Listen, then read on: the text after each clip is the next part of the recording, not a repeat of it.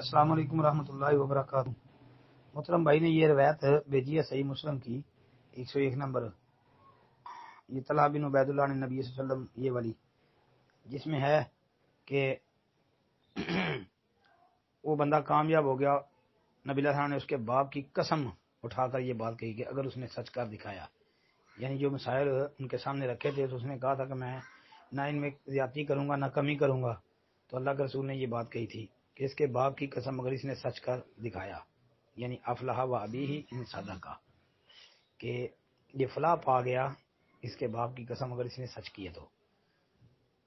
کہتے ہیں جی اس کی وضاحت کر کیا قباحت ہے، روایت صحیح ہے، ثابت ہے، اگرچہ بعض علماء نے اس پر بڑی تفصیلی بحث کی ہے۔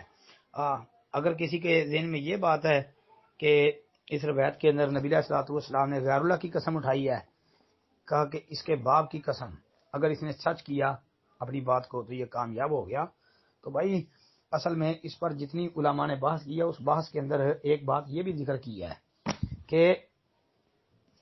اس میں یہ لفظ محذوف ہے، افلح رب ابیہ ان صدقہ، کہ اس کے باپ کے رب کی قسم اگر اس نے سچ کہا تو یہ کامیاب ہو گیا۔ تو جب محذوف نکالیں گے، گرامر والے جانتے ہیں جب لفظ رب کو محذوف نکالیں گے تو سارے مسئلے حل ہو جائیں گے، پھر وہ غیر اللہ کی قسم تو نہ رہی،